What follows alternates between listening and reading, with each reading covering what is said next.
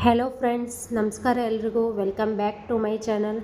Friends, ಇವತ್ತಿನ ವಿಡಿಯೋದಲ್ಲಿ screen ಮೇಲೆ ಆಲ್ರೆಡಿ ನೋಡ್ತಾ ಇದ್ದೀರಾ ನೀವು. ಎಡ್ವರ್ಬ್ ಬಗ್ಗೆ ಇವತ್ತಿನ ವಿಡಿಯೋದಲ್ಲಿ ಹೇಳ್ಕೊಡ್ತಾ ಇದ್ದೀನಿ. ಸೊ ಎಡ್ವರ್ಬ್ ಅಂದರೆ ಏನು ಮತ್ತು ಎಡ್ವರ್ಬ್ನ ಯಾವ ರೀತಿ ಫೈಂಡ್ ಮಾಡೋದು, ಯಾವುದೇ ಕಾಂಪಿಟೇಟಿವ್ ಎಕ್ಸಾಮ್ಗಳಿಗೆ ಹೆಲ್ಪ್ ಆಗೋ ರೀತಿ ಎಡ್ವರ್ಬ್ನ ಯಾವ ರೀತಿ ತಿಳ್ಕೊಳ್ಳೋದು ಅಂತ ಈ ವಿಡಿಯೋದಲ್ಲಿ ಹೇಳ್ಕೊಡ್ತಾ ಇದ್ದೀನಿ. ಸೊ ಇನ್ನೂ ಯಾರ್ಯಾರು ನನ್ನ ಚಾನಲ್ಗೆ ಸಬ್ಸ್ಕ್ರೈಬ್ ಮಾಡ್ಕೊಂಡಿಲ್ಲ ಅವರು ಸಬ್ಸ್ಕ್ರೈಬ್ ಮಾಡ್ಕೊಳ್ಳಿ. ಹಾಗಾದರೆ ಈ ವಿಡಿಯೋನ ಸ್ಟಾರ್ಟ್ ಮಾಡೋಣ ಬನ್ನಿ. ಸೊ ಫ್ರೆಂಡ್ಸ್, ಮೊದಲನೇದಾಗಿ ಎಡ್ವರ್ಬ್ ಅಂದರೆ ಏನು, ಎಡ್ವರ್ಬ್ ಅಂದರೆ ಯಾವುದಕ್ಕೆ ಕರೀತಾರೆ ಅಂತ ಮೊದಲನೇದಾಗಿ ನೋಡೋಣ. ಸೊ ನೋಡಿ ಇಲ್ಲಿ, adverb an adverb is a word that modifies a verb, adjective, another adverb or even an entire sentence. ಅಂದರೆ ಎಡ್ವರ್ಬ್ ಅಂದರೆ ಏನು ಫ್ರೆಂಡ್ಸ್? Modifies a verb. ಅದೇ ಎಡ್ವರ್ಬ್ ಅನ್ನೋದು ಒಂದು ವರ್ಡು, ಒಂದು ಶಬ್ದ. ಅದು ವರ್ಬ್, ಎಡ್ಜೆಕ್ಟಿವ್ ಮತ್ತು ಅನದರ್ ವರ್ಡ್ ಬಗ್ಗೆ ವಿಶೇಷಣೆನ ತೋರಿಸುತ್ತೆ. ಅಂದರೆ ಯಾವುದೇ ಒಂದು ಸೆಂಟೆನ್ಸಲ್ಲಿ ವರ್ಬ್ ಆಗಿರ್ಬೋದು, ಎಡ್ಜೆಕ್ಟಿವ್ ಆಗಿರ್ಬೋದು, ಅಥವಾ ಇನ್ನೊಂದು ಎಡ್ವರ್ಬ್ ಆಗಿರ್ಬೋದು, ಅವ್ರ ಬಗ್ಗೆ ಏನು ವಿಶೇಷತೆನೇ ಹೇಳೋದು. ಅಂದರೆ ಅದ್ರ ವಿಶೇಷ ಗುಣನ ಹೇಳೋದು. ಅಂದರೆ ಅದು ಚಿಕ್ಕದ, ದೊಡ್ಡದ, ಈ ರೀತಿ ವಿಶೇಷ ಗುಣ. ಅಂದರೆ ಒಂದು ಸುಂದರವಾಗಿದೆಯಾ, ಕುರುಪಿಯಾಗಿದೆ, ಈ ರೀತಿ ವಿಶೇಷ ಗುಣಗಳನ್ನು ಹೇಳೋದನ್ನು ನಾವೇನಂತ ಕರಿತೀವಿ? ಎಡ್ವರ್ಬ್ ಅಂತ ಕರಿತೀವಿ. ಅಂದರೆ ಎಡ್ವರ್ಬ್ ಅಂದರೆ ಏನಿಲ್ಲ, ಒಂದು ವಿಶೇಷತೆ. ಯಾವುದೇ ಒಂದು ಸೆಂಟೆನ್ಸಲ್ಲಿ ವರ್ಬ್, ಎಡ್ಜೆಕ್ಟಿವ್ ಮತ್ತು ಇನ್ನೊಂದು ಎಡ್ವರ್ಬ್ನ ವಿಶೇಷತೆನೇ ಹೇಳೋದನ್ನು, ಅಂದರೆ ಅದು ಯಾವ ರೀತಿ ವಿಶೇಷವಾಗಿದ್ದಾವೆ ಆ ವರ್ಡ್ಗಳು ಅಂತ ಹೇಳೋದನ್ನು ನಾವೇನಂತ ಕರಿತೀವಿ? ಎಡ್ವರ್ಬ್ ಅಂತ ಕರಿತೀವಿ. ಸೊ ನೆಕ್ಸ್ಟ್ ನೋಡಿ ಇಲ್ಲಿ, Adverb provides more information about how, when, where or to what extent something is done or happens.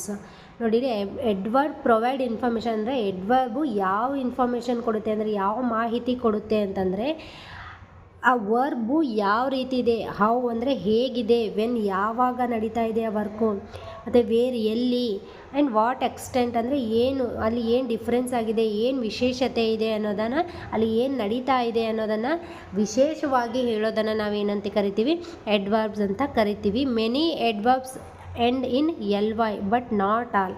ನೋಡಿ, ಬಹಳಷ್ಟು ಎಡ್ವರ್ಬ್ಸ್ ಏನು ಎಲ್ ವೈಲಿ ಎಂಡ್ ಆಗ್ತವೆ. ಅಂದರೆ ಬ್ಯೂಟಿಫುಲ್ಲಿ, ವಂಡರ್ಫುಲ್ಲಿ, ಈ ರೀತಿ ಎಲ್ ವೈ ಲಾಸ್ಟಲ್ಲಿ ಎಲ್ ವೈಯಲ್ಲಿ ಎಂಡ್ ಆಗ್ತವೆ. ಅಂದರೆ ಎಲ್ಲ ಎಡ್ವರ್ಬ್ಸು ಎಲ್ ವೈಯಲ್ಲೇ ಎಂಡ್ ಆಗಲ್ಲ.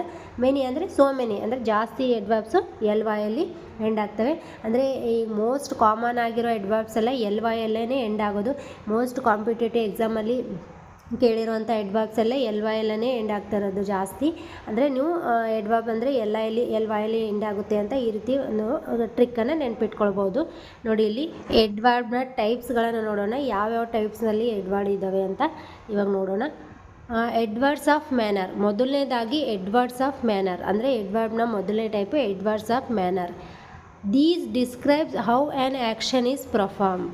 ಅಂದರೆ ಇದು ಏನಂತಂದರೆ, ನೀವು ಎಡ್ವರ್ಬ್ ಆಫ್ ಮ್ಯಾನರ್ಸ್ ಅಂತಂದರೆ ಹೌ ಅಂತ ನೆನ್ಪಿಟ್ಕೊಂಡ್ಬಿಡಿ. ಅಂದರೆ ಹೇಗೆ ವರ್ಬ್, ಅಂದರೆ ಯಾವುದೇ ಒಂದು ವರ್ಬು, ಎಡ್ಜೆಕ್ಟಿವ್, ಎಡ್ವರ್ಬ್ ಯಾವ ರೀತಿ ಪರ್ಫಾರ್ಮ್ ಮಾಡ್ತಾ ಅಂದರೆ ಹೇಗೆ ಪರ್ಫಾರ್ಮ್ ಮಾಡ್ತಾ ಇದೆ ಅನ್ನೋದನ್ನು ನಾವು ಎಡ್ವರ್ಬ್ಸ್ ಆಫ್ ಮ್ಯಾನರ್ ಅಂತ ಕರಿತೀವಿ. ಅಂದರೆ ಅದು ಎಡ್ವರ್ಡ್ ಆಫ್ ಮ್ಯಾನರ್. ಅಂದರೆ ಹೇಗೆ ಅನ್ನೋದು adverb of manner. They often end in L Y. ಇವು ಕೂಡ ಯಾವುದರಲ್ಲಿ ಎಂಡ್ ಆಗ್ತದೆ? ಎಡ್ವರ್ಡ್ ಆಫ್ ಮ್ಯಾನರ್ಸು ಎಲ್ ವೈಯಲ್ಲಿ ಎಂಡ್ ಆಗ್ತವೆ. ಇಲ್ಲಿ ನೋಡಿ, quickly, slowly, carefully.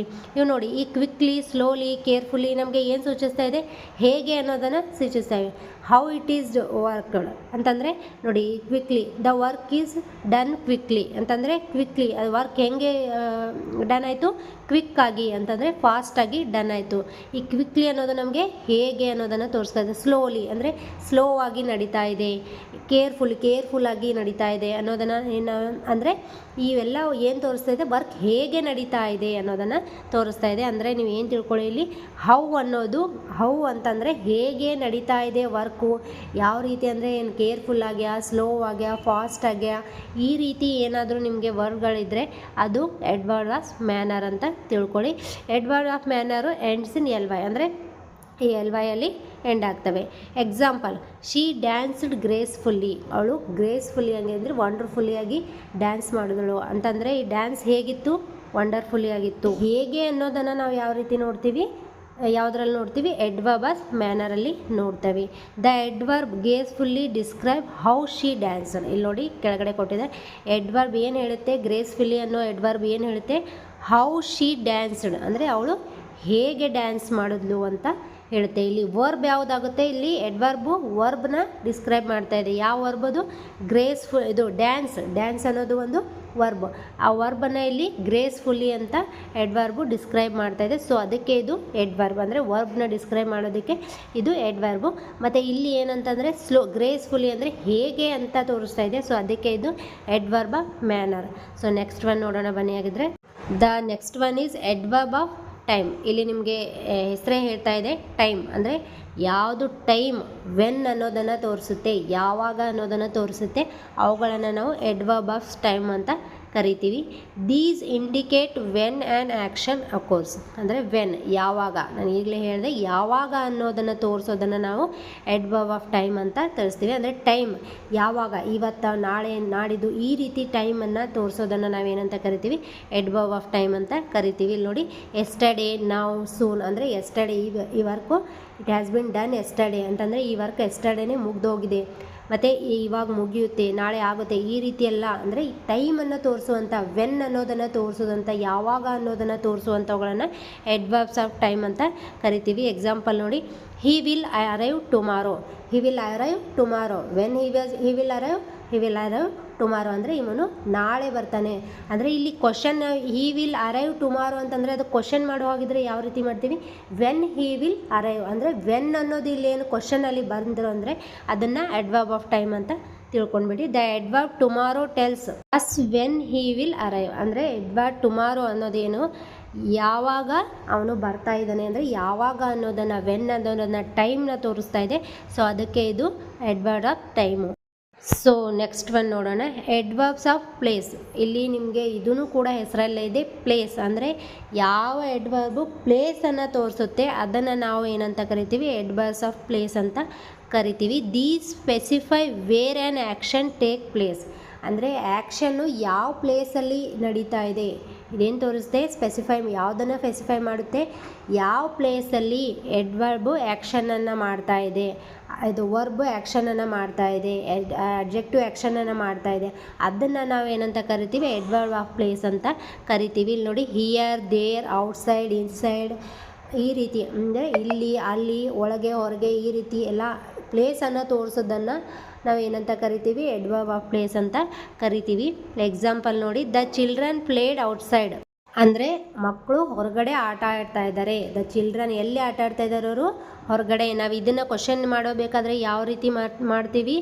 Wear was children played, where children played ಅಂದರೆ ಎಲ್ಲಿ ಮಕ್ಕಳು ಆಟ ಆಡ್ತಾ ಇದ್ದಾರೆ, ಅವರೆಲ್ಲಿ ಆಟ ಆಡ್ತಾ ಇದ್ದಾರೆ? ಔಟ್ಸೈಡ್. ಸೊ ಇದು ಏನು ಎಲ್ಲಿ ಅಂತ ತೋರಿಸೋದಕ್ಕೆ, ಪ್ಲೇಸನ್ನು ತೋರಿಸೋದಕ್ಕೆ ಇದನ್ನು ನಾವು ಏನಂತ ಕರಿತೀವಿ? ಎಡ್ವರ್ಬ್ ಆಫ್ ಪ್ಲೇಸ್ ಅಂತ ಕರಿತೀವಿ. ಎಡ್ವರ್ಬ್ ಆಫ್ ಪ್ಲೇಸಲ್ಲಿ ಎಲ್ಲಿ ಅನ್ನೋದು ಒಂದು ವರ್ಡ್ ಬರುತ್ತೆ. The adverb outside tells us where they played. Outside ಅನ್ನೋದು ಏನು ತೋರಿಸುತ್ತೆ ನಮಗೆ? ವರ್ಬ್. ಅದು ಔಟ್ಸೈಡ್ ವರ್ಬು ಯಾವ್ದು ವರ್ಬ್ ಅಂದರೆ ಎಡ್ವರ್ಬ್ಸ್ ಆಫ್ ಪ್ಲೇಸ್. ಇದು ನಮಗೆ ಏನು ತೋರಿಸುತ್ತೆ? ಚಿಲ್ಡ್ರನ್ ಎಲ್ಲಿ ಆಟ ಆಡ್ತಾ ಇದ್ದಾರೆ ಅಂತ ತೋರಿಸುತ್ತೆ. ಸೊ ಅದಕ್ಕೆ ಅದು ಏನು? ಎಡ್ವರ್ಬ್. ಇಲ್ಲಿ ನೋಡಿ, the next one adverb off frequency.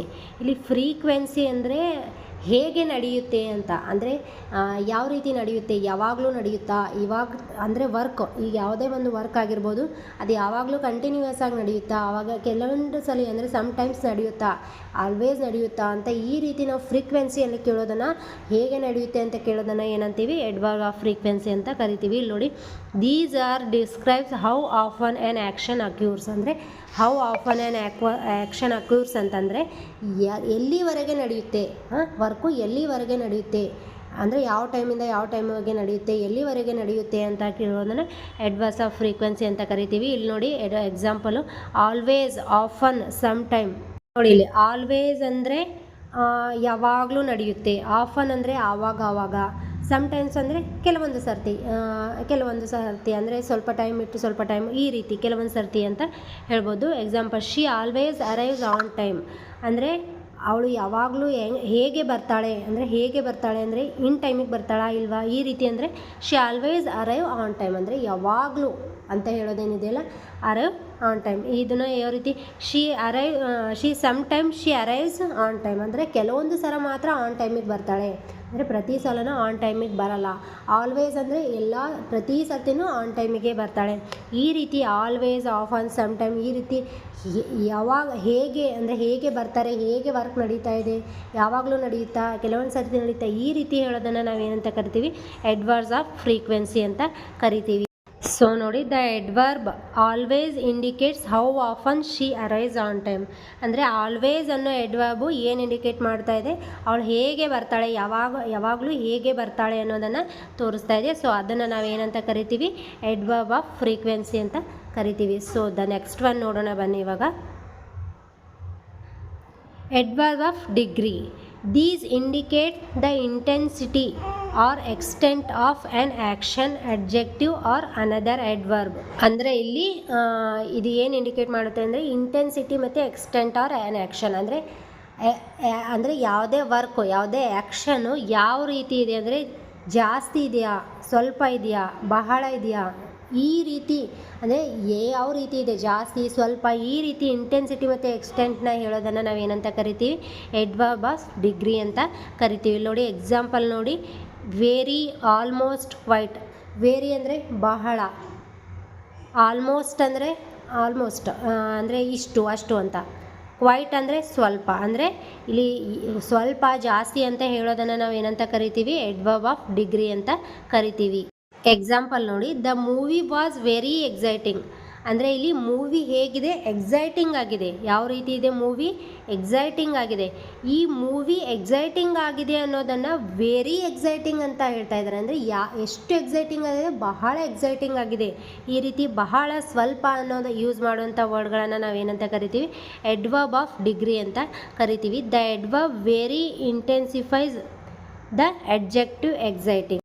ಇಲ್ಲಿ ಎಕ್ಸೈಟಿಂಗ್ ಅನ್ನೋದು ಏನು, ಇದು ಒಂದು ಅಡ್ಜೆಕ್ಟಿವ್. ಅಂದರೆ ಎಕ್ಸೈಟಿಂಗ್ ಅನ್ನೋದು ಒಂದು ಆಡ್ಜೆಕ್ಟಿವ್. ಆ ಅಡ್ಜೆಕ್ಟಿವ್ನ ಏನು, ವೇರಿ ಅನ್ನೋ ಅಡ್ವರ್ಬಿಂದ ಮತ್ತೆ ಜಾಸ್ತಿ, ಅಂದರೆ ಎಷ್ಟು ಎಕ್ಸೈಟಿಂಗ್ ಅಂದರೆ ಜಾಸ್ತಿ ಎಕ್ಸೈಟಿಂಗ್ ಅಂತ ಹೇಳ್ತಾ ಇದ್ದಾರೆ. ಸೊ ಅದಕ್ಕೆ ಎಷ್ಟು ಅಂದರೆ ಎಷ್ಟು, ಸ್ವಲ್ಪನಾ ಜಾಸ್ತಿನಾ ಅನ್ನೋದನ್ನು ಅಡ್ವರ್ಬ್ ಆಫ್ ಡಿಗ್ರಿಯಲ್ಲಿ ನಾವು ನೋಡ್ತೀವಿ. ಇಲ್ಲಿ ನೋಡಿ, ಅಡ್ವರ್ಬ್ ಆಫ್ ಡಿಗ್ರಿ ಇನ್ನೊಂದು ಇಲ್ಲಿ ಅಡ್ಜೆಕ್ಟಿವನ್ನು ತೊಗೊಂಡಿದ್ದಾರೆ, ಎಕ್ಸೈಟಿಂಗ್ ಅಂತ. ಅಂದರೆ ಇದು ಅಡ್ವರ್ಬ್ ಏನು ಮಾಡ್ತಾ ಇದೆ, ಎಕ್ಸೈಟಿವನ್ನು ಡಿಸ್ಕ್ರೈಬ್ ಮಾಡ್ತಾ ಇದೆ. ಎಡ್ಜೆಕ್ಟಿವೇ ಒಂದು ಡಿಸ್ಕ್ರೈಬಿಂಗ್ ವರ್ಡು, ಮತ್ತು ಎಡ್ಜೆಕ್ಟಿವನ್ನೇ ಇದು ಅಡ್ವರ್ಬು ಡಿಸ್ಕ್ರೈಬ್ ಮಾಡ್ತಾ ಇದೆ ಇಲ್ಲಿ. ಸೊ ನೆಕ್ಸ್ಟ್ ಒನ್ ನೋಡೋಣ ಬನ್ನಿ. Interrogative adverbs. ಇಂಟರಾಗೇಟಿವ್ ಅಂದರೆ ನೋಡಿ ಏನು ಅಂತ, these are used to ask questions about manner, time, place or reason. Interrogative ಅಂತ ಎಲ್ಲೇ ಶಬ್ದ ಬಂದರೂ, ಅದು ವರ್ಬಲ್ಲಿ, ನಾವು ಪ್ರನೌನಲ್ಲಿ ಎಲ್ಲಿ ಬಂದರೂ ಅದು ಏನಾಗಿರುತ್ತೆ, ಕ್ವೆಶನ್ನರಿನ ತೋರಿಸುತ್ತೆ. ಅದು ಇಂಟರಾಗೇಟಿವ್ ಎಲ್ಲೇ ಬಂದರೂ ಕ್ವೆಶನರಿನ ತೋರಿಸುತ್ತೆ. ಸೊ ಇಲ್ಲೂ ಅಷ್ಟೇ, these are used to ask question about manner, time, place or reason. ಅಂದರೆ ಇಂಟರಾಗೇಟಿವ್ ಏನು, ಕ್ವೆಶನನ್ನು ಕೇಳೋಕ್ಕೆ ತೋರಿಸುತ್ತೆ. ಯಾವ ರೀತಿ ಕ್ವೆಶನ್ಗೆ, ಮ್ಯಾನರ್ಸ್ ಕ್ವೆಶನ್ನ, ಟೈಮ್ ಬಗ್ಗೆ, ಪ್ಲೇಸ್ ಬಗ್ಗೆ, ಯಾವ ರೀಸನು ಅಂತ, ಈ ರೀತಿಯೆಲ್ಲ ಕ್ವೆಶನ್ ಕೇಳೋದಕ್ಕೆ ಇಂಟರಾಗೇಟಿವ್ ಅಡ್ವರ್ಬ್ಸ್ ಅಂತ ಕರಿತೀವಿ. ಇಲ್ಲಿ ನೋಡಿ ಎಕ್ಸಾಂಪಲು, ವೆನ್, ವೇರ್, ಹೌ. ಅಂದರೆ ಇವು ಮೂರು, ವೆನ್, ವೇರ್, ಹೌ, ಇವೆಲ್ಲ ಏನು, WH ಕ್ವಶನ್ಸ್. ಅಂದರೆ ಇವುಗಳನ್ನು ಯಾವುದಕ್ಕೆ ಬಳಸ್ತೀವಿ, ಕ್ವಶನ್ ಕೇಳೋದಕ್ಕೆ ಬಳಸ್ತೀವಿ. ಈ ಕ್ವಶನ್ ಕೇಳುವಂಥ ಅಡ್ವರ್ಬ್ಗಳನ್ನು ಇಂಟರಾಗೇಟಿವ್ ಅಡ್ವರ್ಬ್ಸ್ ಅಂತ ಕರಿತೀವಿ. ಎಕ್ಸಾಂಪಲ್ ನೋಡಿ, ವೆನ್ ಡಿಡ್ ಯು ಅರೈವ್, ನೀನು ಯಾವಾಗ ಬಂದೆ, ವೆನ್ ಡಿಡ್ ಯು ಅರೈವ್, ಯಾವಾಗ, ಅಂದರೆ ಇದು ಯಾವಾಗ ಅನ್ನೋದು ಒಂದು ಕ್ವಶನು. ಸೊ ಇದನ್ನೇ ಇಂಟರಾಗೇಟಿವ್ ಅಡ್ವರ್ಬಲ್ಲಿ ತೊಗೋತೀವಿ. ಅಂದರೆ ಯಾವುದೇ ಕ್ವೆಶನರಿ ವರ್ಬ್ಸ್ ಇದ್ದರೆ ಅವುಗಳನ್ನು ಇಂಟರಾಗೇಟಿವ್ ಅಡ್ವರ್ಬ್ಸ್ ಅಂತ ಕರಿತೀವಿ. ಅಂದರೆ ಕ್ವೆಶನರಿ ಅಡ್ವರ್ಬ್ಸ್ ಇದ್ದರೆ ಅವುಗಳನ್ನು ಇಂಟರಾಗೇಟಿವ್ ಅಡ್ವರ್ಬ್ಸ್ ಅಂತ ಕರಿತೀವಿ. ಸೊ ಹಾಗಿದ್ರೆ ನೆಕ್ಸ್ಟ್ ಒನ್ ನೋಡೋಣ ಬನ್ನಿ. ಇಲ್ಲಿ ನೋಡಿ next one focusing adverbs. Focusing adverbs, ನೀವು ಹೆಸರೇ ಹೇಳ್ತಾ ಇದೆ, ಫೋಕಸ್ ಅಂದರೆ ಯಾವುದೇ ಒಂದು ಪರ್ಟಿಕ್ಯುಲರ್ ವಸ್ತು ಮೇಲೆ ಫೋಕಸ್ ಮಾಡೋದು. ಪರ್ಟಿಕ್ಯುಲರ್ ಅಡ್ವರ್ಬ್ ಮೇಲೆ ಫೋಕಸ್ ಮಾಡೋದನ್ನು ಏನಂತ ಕರಿತೀವಿ, ಫೋಕಸಿಂಗ್ ಅಡ್ವರ್ಬ್ ಅಂತ ಕರಿತೀವಿ. ನೋಡಿ ಇಲ್ಲಿ, these highlight or emphasise a particular word or phrase. ಅಂದರೆ ಇದು ಅಡ್ವರ್ಬ್, ಫೋಕಸಿಂಗ್ ಅಡ್ವರ್ಬ್ ಏನು ಮಾಡುತ್ತೆ, ಯಾವುದೇ ಒಂದು ಪರ್ಟಿಕ್ಯುಲರ್ ವರ್ಡನ್ನು ಅಥವಾ ಫ್ರೇಸನ್ನು ಏನು ಮಾಡುತ್ತೆ, ಹೈಲೈಟ್ ಮಾಡುತ್ತೆ. ಅದನ್ನು ನಾವು ಏನಂತ ಕರಿತೀವಿ, ಫೋಕಸಿಂಗ್ ಅಡ್ವರ್ಬ್ಸ್ ಅಂತ ಕರಿತೀವಿ. ಇಲ್ಲಿ ನೋಡಿ ಎಕ್ಸಾಂಪಲ್ ನೋಡಿ, ಓನ್ಲಿ, ಜಸ್ಟ್, ಈವನ್, ಇವೆಲ್ಲ ವರ್ಡ್ಗಳು ಒಂದು ಪರ್ಟಿಕ್ಯುಲರ್ ವರ್ಡ್ ಮೇಲೆ ಏನು ಮಾಡುತ್ತೆ, ಎಂಪಾಸೈಸ್ ಮಾಡುತ್ತೆ, ಹೈಲೈಟ್ ಮಾಡುತ್ತೆ. ನೋಡಿ, only one time, just even ಈ ರೀತಿ ಅಂದರೆ ಯಾವುದೇ ಒಂದು ಪರ್ಟಿಕ್ಯುಲರ್ ವರ್ಡ್ ಮೇಲೆ ಫೋಕಸ್ ಮಾಡುವಂಥವುಗಳನ್ನ ನಾವು ಏನಂತ ಕರಿತೀವಿ ಫೋಕಸಿಂಗ್ ಅಡ್ವರ್ಬ್ಸ್ ಅಂತ ಕರಿತೀವಿ. ಎಕ್ಸಾಂಪಲ್ ನೋಡಿ, she only eats vegetable. She only eats vegetable. ಈ ಓನ್ಲಿ ಅನ್ನೋದೇನು ಫೋಕಸಿಂಗ್ ವರ್ಡ್. ಅಂದರೆ ಓನ್ಲಿ ಈ ವೆಜಿಟೇಬಲ್ ಮೇಲೆ ಮಾತ್ರ ಫೋಕಸ್, ಅಂದರೆ ಇದು ವೆಜಿಟೇಬಲ್ಸ್ ಅನ್ನೋ ಒಂದೇ ವಸ್ತು ಮೇಲೆ ವರ್ಡ್ ಮೇಲೆ ಇದು ಫೋಕಸ್ ಮಾಡ್ತಾ ಇದೆ. ಅಂದರೆ ಜಾಸ್ತಿ ಅಲ್ಲ, ವೆಜಿಟೇಬಲ್ ಫ್ರೂಟ್ಸು ಈ ರೀತಿಯಲ್ಲೆಲ್ಲ ಓನ್ಲಿ ಈಟ್ಸ್ ವೆಜಿಟೇಬಲ್ ಅಂದರೆ ವೆಜಿಟೇಬಲ್ ಮಾತ್ರ ತಿಂತಾಳೆ. ಅಂದರೆ ಇದು ವೆಜಿಟೇಬಲ್ ಅನ್ನೋ ಒಂದೇ ವರ್ಡ್ ಮೇಲೆ ಫೋಕಸ್ ಮಾಡ್ತಾ ಇದೆ. ಸೊ ಇದನ್ನು ನಾವೇನಂತ ಕರಿತೀವಿ, ಓನ್ಲಿ ಅನ್ನೋದನ್ನ ಫೋಕಸಿಂಗ್ ಅಡ್ವರ್ಬ್ ಅಂತ ಕರಿತೀವಿ. ಸೊ ದ ನೆಕ್ಸ್ಟ್ ಒನ್ ನೋಡೋಣ ಬನ್ನಿ. ಕಂಜಕ್ಟಿವ್ adverbs. These connect two independent clauses or sentences showing the relationship between them.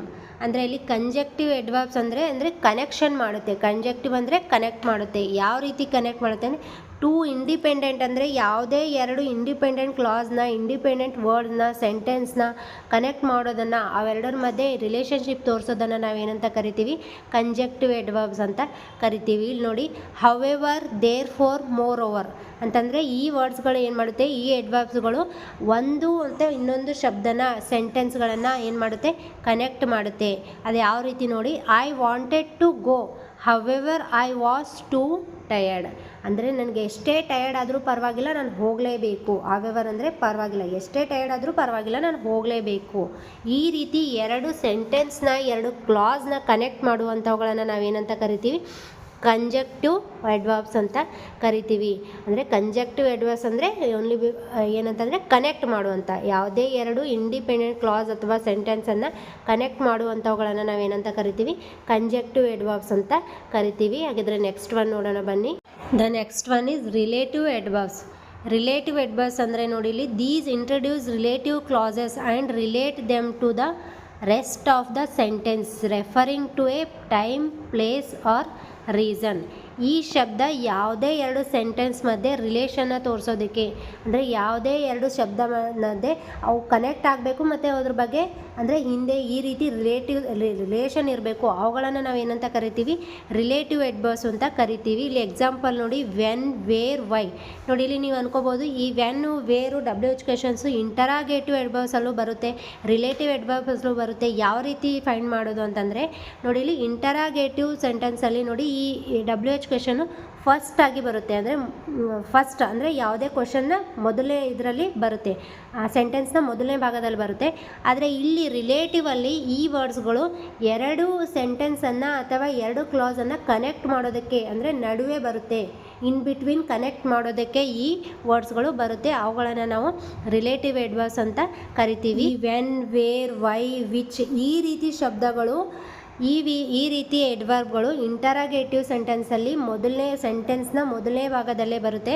ಆದರೆ ರಿಲೇಟಿವ್ ಅಡ್ವರ್ಬ್ಸಲ್ಲಿ ಏನಾಗುತ್ತೆ, ಅವು ಸೆಂಟೆನ್ಸ್ನ ಬಿಟ್ವೀನ್ ಅಂದರೆ ನಡುವಲ್ಲಿ ಬರುತ್ತೆ. ಅವುಗಳು ಎರಡು ಸೆಂಟೆನ್ಸ್ಗಳನ್ನು ಕನೆಕ್ಟ್ ಮಾಡುವಂಥವು ಆಗಿರುತ್ತವೆ. ಸೊ ಅವುಗಳನ್ನು ರಿಲೇಟಿವ್ ಅಡ್ವರ್ಬ್ಸ್ ಅಂತ ಕರಿತೀವಿ. ಇಲ್ಲಿ ನೋಡಿ example, this is the house where I grave up. ಅಂದರೆ ಇದು ಒಂದು ಮನೆ, ಅದು ಎಲ್ಲಿ ನಾನು ಬೆಳೆದಿರುವಂಥ ಮನೆ. ಅಂದರೆ ಇಲ್ಲಿ ವೇರ್ ಅನ್ನೋದು ಈ ಎರಡು ಸೆಂಟೆನ್ಸ್ಗಳನ್ನು ಏನು ಮಾಡ್ತಾ ಇದೆ ಕನೆಕ್ಟ್ ಮಾಡ್ತಾ ಇದೆ.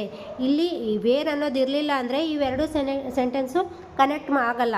ಅಲ್ಲದೆ ಇಲ್ಲಿ ನೋಡಿ ನೀವು ಕನೆಕ್ಟ್ ಮಾಡ್ತಿರೋದಲ್ಲದೆ ರಿಲೇಷನ್ಶಿಪ್ ತೋರಿಸ್ತಾ ಇದೆ. ಯಾವ ರೀತಿ ನೋಡಿ, this is the house where I grave up. ಅದು ಹೌಸ್ ರಿಲೇಷನ್ ಯಾವ ರೀತಿ ಇದೆ, ಈ ಹೌಸು ಯಾವುದಂದರೆ ನಾನು ಬೆಳೆದಿರುವಂಥದ್ದು, ಅಂದರೆ ಎರಡು ರಿಲೇಷನ್ಶಿಪ್ನ ತೋರಿಸ್ತಾ ಇದೆ. ಸೊ ಅದು ರಿಲೇಟಿವ್ ಅಡ್ವರ್ಬ್ಸ್ ಅಂತ ಕರಿತೀವಿ. ಅಂದರೆ ರಿಲೇಟಿವ್ ಅಡ್ವರ್ಬ್ಸ್ ಅಂದರೆ ಏನೂ ಅಲ್ಲ, ಇವುಗಳಲ್ಲೂ WH ಕ್ವೆಶನ್ಸ್ ಬರುತ್ತೆ. ಅದು ಇನ್ ಬಿಟ್ವೀನ್ ದ ಸೆಂಟೆನ್ಸ್ ಅಂದರೆ ಸೆಂಟೆನ್ಸ್ನ ನಡುವಿನಲ್ಲಿ ಬರುತ್ತೆ. ಇವುಗಳು ಏನಾಗುತ್ತೆ, ಸೆಂಟೆನ್ಸ್ನ ನಡುವಿನಲ್ಲಿ ಬರೋದಲ್ಲದೆ ಎರಡು ಸೆಂಟೆನ್ಸ್ಗಳನ್ನ ಕನೆಕ್ಟ್ ಮಾಡಬೇಕು ಮತ್ತು ಎರಡು ಸೆಂಟೆನ್ಸ್ಗಳ ಮಧ್ಯೆ ರಿಲೇಷನ್ಶಿಪ್ ಇರಬೇಕು. ಇದ್ಯಾವುದೋ ಸೆಂಟೆನ್ಸು ಅದ್ಯಾವುದೋ ಸೆಂಟೆನ್ಸು ಅವೆರಡನ್ನು ನಾವು ವೇರ್, ವೆನ್ ಈ ರೀತಿ ಶಬ್ದಗಳನ್ನ ಹಚ್ಚಿ ಕನೆಕ್ಟ್ ಮಾಡಿದ್ರೆ ಅದು ಏನಾಗುತ್ತೆ ರಿಲೇಟಿವ್ ಅಡ್ವರ್ಬ್ ಆಗಲ್ಲ, ಅದು ಕಂಜಕ್ಷನ್ ಅಡ್ವರ್ಬ್ ಆಗುತ್ತೆ. ಇಲ್ಲಿ ರಿಲೇಟಿವ್ ಅಡ್ವರ್ಬ್ ಅಂದರೆ ಆ ಎರಡು ಸೆಂಟೆನ್ಸ್ ನಡುವೆ ರಿಲೇಷನ್ಸ್ ಇರಬೇಕು. ಸೊ ಈ ರಿಲೇಟಿವ್ ಅಡ್ವರ್ಬ್ ಗೊತ್ತಾಯ್ತು ಅಂತ ಅಂದ್ಕೋತೀನಿ. ದ ನೆಕ್ಸ್ಟ್ ನೋಡೋಣ, ಇದು the last one, adverbs of affirmation or negation. ಅಂದರೆ ಇಲ್ಲಿ ನೋಡಿ, ಈ ಅಫಿರ್ಮೇಷನು ಮತ್ತು ನೆಗೇಷನ್ಗೆ ಎರಡೆರಡು ವರ್ಡ್ಗಳು ಬರುತ್ತೆ. ಈ ಎರಡು ವರ್ಡ್ಗಳು ಬಂದರೆ ಅದು ಅಫಿರ್ಮೇಷನ್ ಅಡ್ವರ್ಬ್ಸು ಅಥವಾ ನೆಗೇಷನ್ ಅಡ್ವರ್ಬ್ಸು ಅಂತ ನೀವು ತಿಳ್ಕೊಬೇಕು. ನೋಡಿ ಇಲ್ಲಿ ಅಫಿರ್ಮೇಷನ್ಗೆ ಸರ್ಟನ್ಲಿ ಮತ್ತು ಇಂಡೀಡ್ ಈ ಎಕ್ಸಾಂಪಲು ಸರ್ಟನ್ಲಿ ಮತ್ತು ಇಂಡೀಡ್ ಇವೆರಡು ಶಬ್ದಗಳನ್ನು ಅಂದರೆ ಇವು ಮೋಸ್ಟ್ ಕಾಮನ್ ಆ್ಯಂಡ್ ಇಂಪಾರ್ಟೆಂಟ್ ವರ್ಡ್ಗಳು. ಈ ಎರಡು ವರ್ಡ್ಗಳು ಬಂದರೆ ಅದು ಅಫಿರ್ಮೇಷನ್ ಅಡ್ವರ್ಬ್ ಅಂತ ತಿಳ್ಕೊಳ್ಳಿ. ಯಾವುದೇ ಸೆಂಟೆನ್ಸಲ್ಲಿ ನಾಟ್ ಅಥವಾ ನೆವರ್ ಅಂತ ಬಂದರೆ ಅದು ನೆಗೇಷನ್ಸ್ ಅಡ್ವರ್ಬ್ ಅಂತ ತಿಳ್ಕೊಳ್ಳಿ. ಅಂದರೆ ಸರ್ಟನ್ಲಿ ಮತ್ತು ಇಂಡೀಡ್ ಬಂತು ಅಂದರೆ ಅದು ಯಾವುದು ಅಫಿರ್ಮೇಷನ್ ಅಡ್ವರ್ಬು. ನಾಟ್ ಆ್ಯಂಡ್ ನೆವರ್ ಬಂದರೆ ಅದು ನೆಗೇಷನ್ ಅಡ್ವರ್ಬ್ ಅಂತ ತಿಳ್ಕೊಂಡ್ಬಿಡಿ. ಸೊ ಇವತ್ತಿನ ವಿಡಿಯೋದಲ್ಲಿ ಅಡ್ವರ್ಬು ಮತ್ತು ಅದರ ಟೈಪ್ಸು ಮತ್ತು ಎಕ್ಸಾಂಪಲ್ಸು ಮೀನಿಂಗ್ ಇದೆಲ್ಲ ನೋಡಿದ್ವಿ. ಸೊ ಇವತ್ತಿನ ವಿಡಿಯೋ ನಿಮಗೆ ಇಷ್ಟ ಆಗಿದ್ದರೆ ಲೈಕ್ ಮತ್ತು ಶೇರ್ ಮಾಡೋದನ್ನು ಮರಿಬೇಡಿ. ಸೊ ಇದೇ ರೀತಿ ಇಂಗ್ಲೀಷ್ ಗ್ರಾಮರ್ನ ಎಲ್ಲ ಸ್ಟೆಪ್ಸ್ನೂ ತಿಳ್ಕೊಳ್ಳೋದಕ್ಕೆ ನನ್ನ ಚಾನಲ್ ಸಬ್ಸ್ಕ್ರೈಬ್ ಮಾಡೋದನ್ನು ಮರಿಬೇಡಿ. ಸೊ ಫ್ರೆಂಡ್ಸ್ ಇವತ್ತಿನ ವಿಡಿಯೋನ ಇಲ್ಲಿಗೆ ಮುಗಿಸೋಣ. ಮತ್ತು ನೆಕ್ಸ್ಟ್ ವಿಡಿಯೋದಲ್ಲಿ ಸಿಗೋಣ. Thank you.